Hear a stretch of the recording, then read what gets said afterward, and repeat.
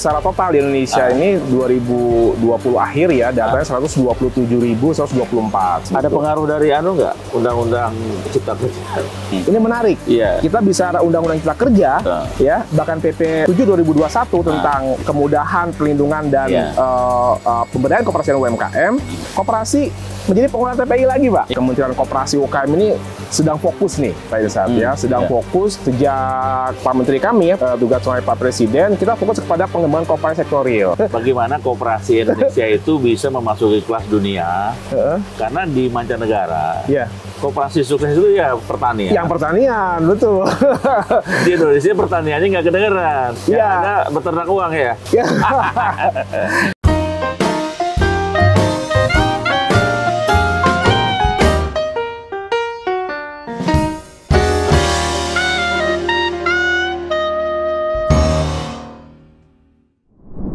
Assalamualaikum warahmatullahi wabarakatuh. Teman-teman, jumpa lagi kita dengan Peluang Entertainment, masih seputar koperasi dan usaha kecil, mikro, dan menengah. Hari ini kita ada di ketinggian 771 meter di atas permukaan laut di sebuah daerah yang dikenal dengan Swiss Panjapa. Kalau kita lihat panoramanya yang indah, mestinya Garut memberikan sumbangan yang luar biasa terhadap kemakmuran penduduknya.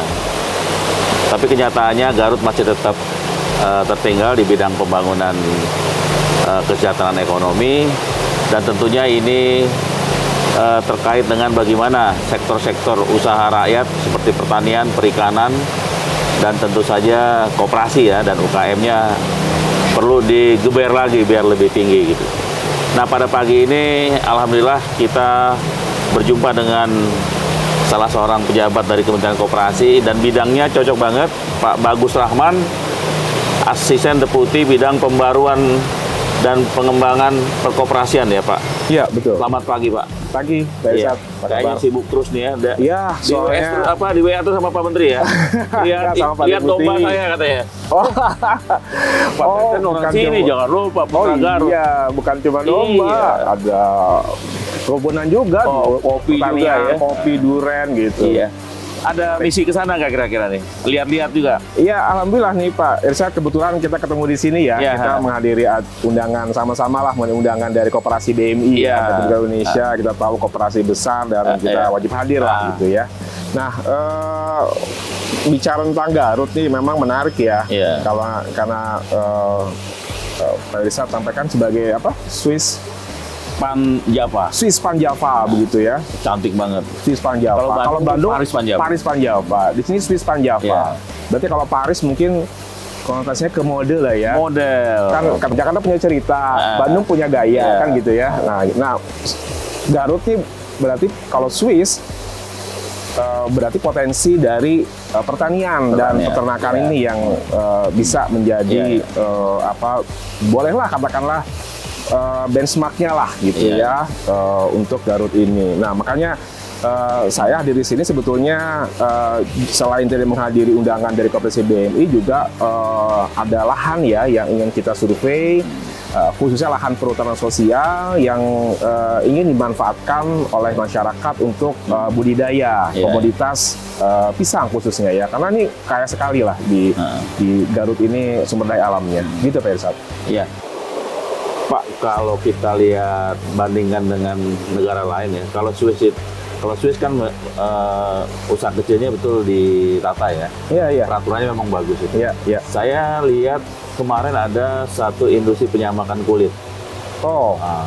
Garut juga terkenal dengan kulit. Betul. Kulit itu harga jaket kulit itu bagus. Itu harganya hanya berkisar di paling mahal di atas 5 juta ke bawah lah. Tapi kalau kita lihat di Turki, kalau orang pergi ke Turki kan biasanya oleh-olehnya jaket, harganya minimal 15 juta, 20 juta. Bentuknya sama. Iya. Dan kemarin malah ditanyakan kenapa tidak masuk ke dengan Turki. Wah, Turki dia punya mesin yang bagus untuk menyamak kulitnya. Kita belum mampu. Nah, itu kan soal bukan tidak mampu, sebenarnya soal akses ya. Kita kan bisa, Turki bisa, masa kita nggak bisa? Iya. Nah, ini kan bicara soal pembinaan dan pengembangan usaha kecil atau mungkin koperasi ya. Iya. Ada Pak di sini koperasi di sini sekitar 1.500. Nah, saya belum 500 ya. Ya, Ya. belum tahu ya aktif berapa. Aktif berapa ya? Tapi biasanya sih rata-rata 20% gitu.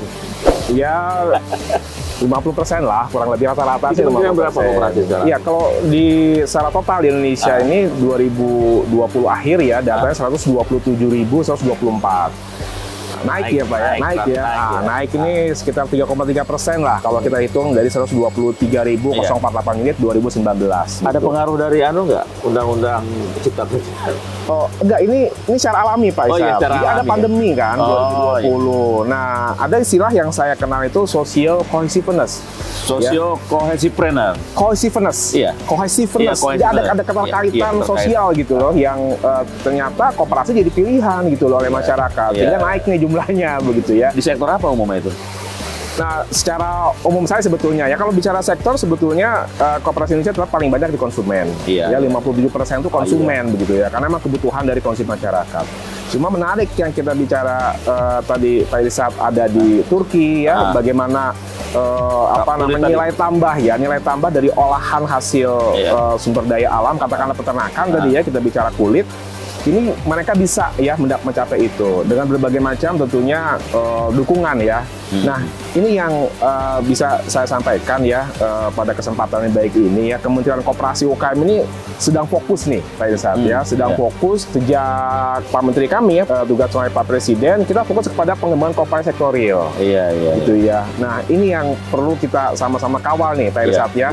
Ya, bagaimana koperasi yang secara jumlah sebetulnya banyak konsumen, tapi dari konsumen juga banyak yang punya simpan pinjam gitu loh, sehingga hampir 60% itu simpan pinjam Pak. Maksud Anda gini, bagaimana koperasi Indonesia itu bisa memasuki kelas dunia, karena di mancanegara, koperasi sukses itu ya pertanian. Yang pertanian, betul. Di Indonesia pertaniannya nggak kedengeran. Yang ada beternak uang ya. Nah ini pinjam, tapi itu nggak apa-apa. Itu salah satu keunggulan Indonesia. Betul. Nah ini yang sebetulnya ya, kalau kita bicara Kementerian Koperasi UKM, ini kan kita fokus pada kelembagaannya, Pak. Sehingga kami atau saya di Asdep Pengembangan Pembaruan Perkoperasian, salah satu Asdep di Deputi Bidang Perkoperasian, kita adalah deputi yang fokus ya. Saat ini hulu ke hilir, end to end-nya itu bicara koperasi. Dari mulai pendirian ya sampai kepada bagaimana pengolahan produk dari hasil koperasi tadi. Nah, ini yang sebetulnya di tahun ini kita fokus ya, bagaimana koperasi sektorial khususnya di bidang pertanian ya, kita bisa memperkuat kelembagaan ekonomi dari para petani. Kita tahu banyak sekali kan, ada poktan, nggak poktan, bahkan di nelayan ada kelompok usaha bersama nelayan. Lalu sekarang lagi ada di Garut ini kan sebetulnya banyak lahan khusus nih, sosial. Ada yang namanya LMDH Pak Irsat, Lembaga Masyarakat Desa Hutan, gitu ya. Jadi Pak Jokowi kan menyampaikan 12,7 juta hektar silahkan dimanfaatkan nih selama 35 tahun Pak. Ya maksimal 2 hektar per orang. Di Barutnya ada, ini yang saya lagi survei gitu ya, untuk bisa melakukan kepastian. Pertama adalah konsolidasi petani dalam wadah koperasi, yang kedua konsolidasi lahan. Nah sehingga nanti setiap komoditas yang akan diproduksi oleh para petani ini mencapai skala ekonomi. Nah ini yang sebetulnya kita harapkan setelah itu terjadi, baru nih, meskipun agak jauh nih ya, bicara Turki tadi kan, itu kan hasil pengolahan. Jadi bicara pertanian ini kan dari hulu ke hilir. Nah on farm sampai off farm gitu ya. Off farm itu bicara bukannya pengolahan, tapi pengemasan dan pemasaran gitu ya. Nah disinilah yang mahal itu. Betul, disinilah kita tanggung jawab kami. Tepat saya itu Pak. Masalah dari mulai bagaimana koperasi itu dilihat potensi usahanya, lalu kita digitalisasi, katakanlah ya, kita bicara era digital sekarang begitu, bagaimana mereka ketemu dengan pasar Pak. Gitu. Ya Pak Bagus, saya kalau dengerin pidato Pak Teten sih memang luar biasa ya, karena akan mengarahkan koperasi ke jalur modern, berbasis digital, betul. Dan itu pendekatannya kepada pangan ya. Dan itu memang hal yang miris di negeri kita. Saya nggak tahu apakah juga Pak Teten itu tersentil bahwa Indonesia yang kaya raya ini, sektor pertaniannya luar biasa, kemudian hampir semua produk pangan kita hampir impor. Ini kan ngeri ya. Kita punya bentangan laut yang luar biasa, 8.800 km. Nomor 2 di dunia kalau nggak salah itu. Ini masih impor. Ikan aja, Susi marah-marah, ikan aja kalau kita impor gitu. Nah ini upaya ke arah ini saya lihat Pak Teten sedang menuju ke situ. Gitu. Betul. Sendirian nggak nih? Apa dibantu orang lain? Tepat sekali Pak Irsad. Ini yang saya sampaikan tadi, melanjutkan ya apa saya sampaikan bahwa kami itu memperkuat kelembagaan ekonomi petaninya. Terus bagaimana dengan dukungan dari katakanlah kita bicara bibit, kita bicara saprotan, saprodi, alsintan, teknologi, kita gandeng Pak Kementerian Teknis lainnya. Jadi Pak Irsad bilang koperasi pangan. Pangan tuh ada kita bicara katakanlah sektor pertanian, ya. Berarti siapa nih kira-kira ya kementerian teknisnya yang menangani? Kementan dong. Nah, Kementan ini kita sudah melakukan MOU kembali nih. Karena stakeholdernya. PKS-nya pun kita lakukan Pak, antara Deputi Bidang Perkoperasian dengan Dirjen Hortikultura. Nah, kita melakukan piloting bersama sehingga nanti kita kawal Pak dari hulu ke hilir tadi saya sampaikan. Begitu pun dengan nelayan tadi, kita gandeng KKP Pak. Kementerian Kelautan Perikanan, baik perikanan laut, tangkap ya, ataupun perikanan darat gitu. Dengan KLHK sampaikan tadi juga sama dengan bahkan Kementerian ATR BPN Pak yang menerima Tora pun gitu. Nah ini yang kita tidak bekerja sendiri, kita gandeng seluruh kementerian teknis lainnya sehingga kita bicara masyarakat UMKM yang 50% lebih ada di desa Pak. Ini yang sebetulnya di pertanian ini emang betul yang Pak sampaikan tersebut ya, untuk bisa kita sama-sama keroyok lah kata-kata tanda kutip ya, untuk bisa kita kawal dan bagi peran Pak. Pak Bagus, saya ingin kita membicarakan koperasi sektor real yang sebenarnya itu bisa menjadi ikon Kementerian Koperasi untuk bisa dikembangkan. Pertama adalah koperasi yang bergerak di produksi susu ya. Susu? Susu kan bagus nih. Masih impor susu ya? Baru 8% Pak. Produksi susu Indonesia itu dari seluruh kebutuhan tuh kita masih 8%. Tapi dengan konsumsinya juga rendah juga masalahnya. Yang terkena itu misalkan KPBSBU itu 140.000 ton cuma. KPSBU. Terusnya di Jawa Timur itu Bandung Utara. Di selatan ada pengalihan 80.000. Dua besar ini kalau dikumpul baru 220.000. Ditambah misalkan di Jawa Timur Batu, Malang, Nongko Jajar, Nongko Jajar itu juga 120.000-an. Kemudian masih yang swastanya itu yang di Gunung Kawi itu kan itu kalau dijumlah-jumlah ya 1-2 juta ton juga belum ada itu. Nah sementara produksi dunia itu kan 250 4 juta miliar liter unlaput. Maksud saya ini satu. Yang kedua itu tadi karena kita bicara perikanan, koperasi kita kan mengenal yang disebut Mina, KUD Mina. KUD Mina betul. Yang terbesar sekarang ini yang saya lihat itu baru 3 Pak, terbesar ya. Mina Soroyo, Cilacap, kemudian yang di Tegal nih, Mina Bahari, dan satu lagi Mina di Lamongan, itu besar gitu. Tapi juga nggak kedengeran gitu kan. Bagaimana potensi mereka sebenarnya? Kalau saya lihat ke sana, mereka baru berkutat di antara mereka. Manajemennya masih pakai setip, Pak. Salah dikit. Masih manual gitu ya. Masih manual. Ini supaya besar kan mesti ada booster. Booster itu ya IT, digital, apa yang Pak? Iya gini ya. Mungkin kita langsung ke nelayan ya. Yang susu nanti kita kembali lagi ya. Kita kembali lagi ya. Jadi tadi saya sampaikan bahwa ada program prioritas nasional ya, pemerintah bahkan Pak Presiden lah sebetulnya sekarang lagi dirancang perpresnya, yaitu korporasi petani dan nelayan dalam rangka peningkatan kesejahteraan petani dan nelayan. Perlu ada role model dong Pak Irsad, kan? Nah ternyata yang saya sebutkan tadi nomor 1, KUD Mina Soroyo jadi role model untuk KPN atau korporasi petani nelayan tadi di bidang perikanan. Nah, kami sedang kawal nih Pak. Kita nggak sendiri, kita koordinasi dengan KKP tentunya kan. Nah, ini dinas KKP, bahkan kepala pelabuhan di sana pun Pak ikut juga mendampingi bagaimana koperasi ini bisa ditingkatkan. Perkuat kelembagaannya, usaha keuangannya. Nah, tadi Bapak sampaikan digitalisasi. Mereka punya 14 unit usaha Pak, punya 8 TPI, tempat pelelangan ikan. Ini menarik. Kita bisa ada undang-undang cipta kerja, ya, bahkan PP 7/2021 tentang kemudahan pelindungan dan pemberdayaan koperasi dan UMKM. Koperasi menjadi pengelola TPI lagi, Pak. Seperti waktu di Kementerian Pemda kan, gitu. Ini mereka punya pengelola 8 TPI, Pak.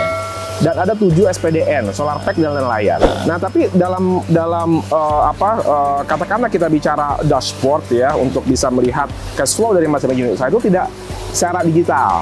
Sebagian sudah digital, misalnya SPDN, karena dari Pertamina dia sudah digital. Tapi secara keseluruhan belum, Pak. Jadi day by day-nya itu belum kelihatan. Bahkan kita bicara masalah bagaimana nih kalau bicara koperasi kan militansi anggota Pak. Mereka banyak nelayan, ABK, pilih kapal dan seterusnya gitu. Potensi besar sekali Pak. Tapi kita akan garap bagaimana mereka terdigitalisasi. Satu, ya. Kedua, kita juga mengharapkan mereka bisa ekspor Pak.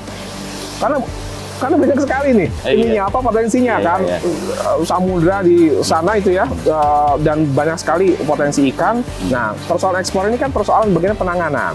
Penanganan mulai dari kapal sampai kepada dermaganya sampai ke pengolahan tadi kan packaging dan seterusnya pemasarannya. Nah kita pertama Pak yang kita harus lakukan adalah kerjasama tadi saya sampaikan dengan KKP. KKP punya data Pak per individu nelayan namanya Pusuka.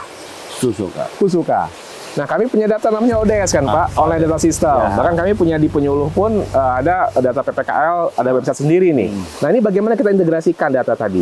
Sehingga nanti mereka punya kartu, Pak, yang namanya kartu nelayan. Ini bisa jadi smart card. Jadi bagaimana seorang nelayan tadi bukan hanya dia bisa beli nih solar, karena paling banyak kebutuhan solar, Pak. Di 70% itu kebutuhan lain itu solar, Pak. Nah, ini 7 SPDN dikelola oleh koperasi ini. Kita harapkan ini bisa lebih baik ya. Tapi bagaimana ini menjadi smart card sehingga kebutuhan apapun yang lain dipenuhi oleh koperasi tadi. Nah, itu Pak dari sisi digitalisasi. Jadi kalau kita lihat kemudahan ekspor itu kan sebenarnya nggak terlalu sulit Pak Bagus. Datang saja, kemudian memang modal. Sebenarnya itu dilakukan oleh BPN, Badan Pengembangan Ekspor Nasional kan mereka bawa pengusaha-pengusaha dibiayain sebagian oleh pemerintah. Dulu Departemen Perdagangan masih ada, saya nggak tahu itu. Kita dibawa tuh ke Eropa atau ke Cina, negara tujuan lah, atau ke Vietnam. Nah ini barangnya kemudian langsung lihat, udah imbal belinya di situ aja tukar-tukarannya terserah gitu. Nah sekarang gimana Pak? Nah ini tadi Pak Rizal sebut tadi BPN ya, Badan Pengembangan Ekspor Nasional. Sebetulnya sudah tidak ada lagi Pak. Mereka sudah menjadi bagian dari salah satu eselon 1 di Kemendak. Jadi sekarang di DPN, Dirjen Pengembangan Ekspor Nasional. Nah ini yang menarik. Kelas berarti ya? Enggak, artinya dia menjadi inherent di dalam Kemendak. Artinya tidak terpisah lagi kan begitu. Ya ada plus minusnya pastilah kemungkinan ya. Nah tapi ini saya mau bicara yang tadi kami sampaikan bahwa di bidang perkoperasian ini hulu ke hilir. Kita bicara tidak ada lagi nih Deputi Produksi Pemasaran, Pak. Tapi fungsi-fungsi yang dilakukan oleh Deputi Produksi Pemasaran dulu dilakukan oleh ASDEP kami sekarang, Pak. Asdep Pengembangan Pembaruan Perkoperasian. Di tangan Anda sekarang. Betul, sehingga kami sudah menggandeng sebetulnya nih, Pak, dengan Kemendak. Dirjen PEN langsung saya sempat WA, lalu juga kami undang dari bagian urusan bagaimana kebijakan dapat ada ekspor ini, karena kita tahu kan jumlah UMKM itu katanya 14-15% nih Pak yang ekspor. Sebetulnya banyak Pak. Cuma persoalannya hampir sama Pak dengan pertanian yang kita bicarakan tadi. Masalah konsolidasi. Jadi tidak ada yang mengkonsolidasikan nih Pak. Baik dari sisi bagaimana sebetulnya ya suatu produk itu Pak diolah ya sedemikian rupa punya namanya produk intelijen. Satu. Yang kedua ada informasi pasar Pak. Ada marketing intelijen. Betul. Siapa nih Pak sebetulnya yang bisa penyediaannya? Ini kan perwakilan kita di luar negeri kan? Kedutaan mestinya. Di awal-awal Pak Jokowi menjadi presiden kita menyampaikan bahwa para dubes, konjen, masuk kantornya sebagai marketer kan Pak? Kantornya sebagai marketing house kan Pak? Nah ini kan sebuah apa ya, menurut saya ini terobosan yang sangat penting. Bahkan Menlu-nya dulu pernah bilang kan, tidak lagi bukan masalah kebijakan diplomasi politik Pak, diplomasi ekonomi Pak. Nah ini kan sebetulnya antara Menlu, Kemendak dengan kami nih yang sebagai pengawal koperasi katakanlah kita bicara, ini kita on proses nih Pak. Dalam proses bagaimana kita kumpulkan pada produk-produk koperasi yang punya unggulan, karena kan mereka hakikatnya koperasi itu sebagai konsolidasi para UMKM ya. Jadi yang melakukan standarisasi dari produk itu adalah koperasi Pak. Sertifikasi bagaimana memenuhi persyaratan, katakanlah kita bicara yang sederhana kalau makanan KRT, kan nggak cukup nih, harus BPOM kan, baru dia bisa masuk. Ada halal, lalu juga HACCP, gitu kan, sampai standarisasi misalnya masuk pasar Eropa yang Bapak sebutkan Swiss tadi, nggak bisa Pak kopi Pak masuk pasar Eropa Amerika kalau tidak punya sertifikasi fair trade.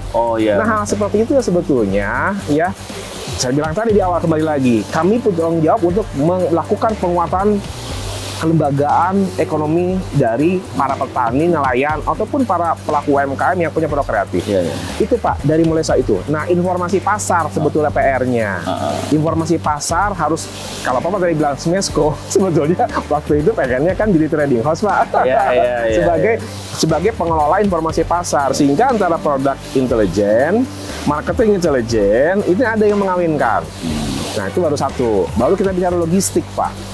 Logistik juga sama, ya. Bagaimana sebetulnya pemerintah sekarang sudah lagi Pak, lagi NLA Pak, National Logistik Ecosystem. Ya dulu sebetulnya kita punya tuh Pak sistem Pak ya, konsolidasi kargo gitu. Seperti apa Pak National Logistik Ecosystem itu? Nah itu kan sebetulnya mengkonsolidasikan semua kementerian-kementerian yang memang fokus kepada pengiriman barang gitu loh Pak. Apakah dia produk, kita bicara pangan, kita bicara sektor industri dan seterusnya, itu kan persoalan di Indonesia ini kan logistik Pak. Karena memang kita negara besar gitu kan, negara yang memang luasan wilayahnya cukup besar kan. Nah, bagaimana interkoneksi ini terselesaikan dengan satu sistem namanya NLA tadi. Cuman challenge-nya memang besar karena pelaku-pelaku di konsolidasi kargo swasta Pak. Nah, bagaimana nih? Misalnya katakanlah ya sekarang mungkin kita bicara Smesco lah katakanlah, atau mungkin Kasdepan kami nih ya membuang sebuah sistem yang bisa menghubungkan hulu ke hilir tadi Pak. Dari mulai kita, tapi semua paralel harus dilakukan kan. Katakanlah kita sekarang bicara Garut nih ya, kita optimalkan semua lahan Garut. Lalu kita tadi Bapak bilang jaket kulit Garut sangat bagus, bahkan saya bilang ke Bapak kan semalam ya Pak ya, nggak tahan api kan. Nah ini kan suatu keunggulan yang sangat harus kita kemas, branding, kita promosikan gitu loh Pak. Nah ini jadi tugas kami juga. Nah sekaligus tadi masalah ekspor. Jadi kalau memang nanti karena terus terang Pak, dengan saya sampaikan tadi bahwa tidak ada lagi visi misi kementerian, itu adalah visi presiden wakil presiden. Nah ini perlu ada yang mengorkestrasikannya Pak. Harus ada leading sektornya. Ada dirijen. Ada dirijennya. Dirijen gitu itu loh, goodwill. Nah itu, makanya saya tidak pernah ragu Pak menghubungi Dirjen PEN sekalipun gitu ya Pak, untuk bisa nanti, ayo kita coba kawal. Pertama ada informasi terkait bahwa bilang tadi Kak, ekspor tidak susah kan sebetulnya kan, asal ada memenuhi permintaan bayar kirim kan gitu ya Pak. Cuma kan begitu kecil-kecil kan harus dikonsolidasi Pak kargonya. Kita tahu. Nah, satu kontainer 20 feet isinya cuman seperempatnya, bayarnya sama satu kontainer Pak. Habis diongkos ya. Habis diongkos gitu loh Pak. Nah, itu yang sebetulnya kita ingin bangun ya, yang namanya konsolidasi tadi gitu loh. Ekspor boleh tapi jangan sampai berat di ongkos ya. Ekspor berat di ongkos gitu ya. Nah, cuma kan tadi Pak Bapak sampaikan, ini Kemenkop gandeng nggak? Gandeng Pak. Nggak mungkin kita kerja sendiri Pak. Itu artinya kan sekarang udah mulai, pada periode kedua ini Pak Jokowi udah mulai Pak, ketok pintu semua. Jangan di sini dong, betulor semua lo katanya. Barengin ya. Ya kan, cair sudah nih ya. Setelah cair harus ada yang leading. Bagaimana juga mengkonsolidasikan kabupaten kota. Ini itu challenge sendiri pimpinan-pimpinan daerah nih kalau ini mau baru 61%, itu 30 mau dikemanain kan repot ya. Rata-rata loh Pak. Oke, teman-teman kita sudah dengarkan tadi panjang lebar, tinggi rendah dari Pak Bagus. Kesannya jelimet tapi ini mudah saja. Dan saya kira biarkan saja di pemerintahan yang mengatur tata cara, kemudian kemudahan ekspor impornya segala, tinggal produksi di tangan Anda. Kalau sudah oke, nah tinggal dilaporkan saja. Inilah program-program kita, inilah produk-produk kita, sehingga apa yang dikehendaki atau ditargetkan oleh pemerintahan kita periode kedua Pak Jokowi ini, kita bisa melihat bahwa produk UKM kita sudah masuk ke tataran ekspor minimal 30% Pak Bagus. 30% target ke 2024. Tapi untuk kita sendiri nih, jangan lupa Pak Jokowi juga sudah launching namanya BBI. Bangga Buatan Indonesia. Nah, sekarang kita lihat nih, kita pakai baju dari atas sampai ke bawah. Indonesia bukan nih, kan gitu. Pak Aisyah main ke Eropa mulu sih ya, jadi dapatnya dari baju Eropa ya. Tapi made in Indonesia. Nah itu ternyata buatan Garut ya. Karena ada multinational production. Jadi kalau kita beli sepatu merek-merek keren, nggak sebutin namanya. Tapi kalau kita lihat made in Indonesia. Itu dia. Jadi memang dibuatnya di Cikarang atau di Tangerang. Nah, tapi kalau Anda beli sepatu bermerek di Jakarta, pasti made in-nya beda. England atau Meksiko atau mana. Karena memang itu produk multinasional corporation, MNC begitu kan. Iya sih, nggak masalah ekspor impor. Cuma jangan lupakan juga Pak, bahwa produk kualitas Indonesia itu bagus-bagus. Benar, kebetulan di Tangerang Pak, ada mereknya tahu mereknya kan Patu, gitu. Itu baru keren. Ya gitu Pak. Baik teman-teman, bincang pagi kita dengan Pak Bagus Rahman. Beliau terus melakukan pengembangan dan pembaruan terhadap koperasi. Nah, Anda siap-siap nanti koperasi kita perbaiki terus sehingga koperasi mempunyai skala ekonomi yang bisa kita banggakan. Jumpa lagi. Assalamualaikum warahmatullahi wabarakatuh. Waalaikumsalam warahmatullahi wabarakatuh.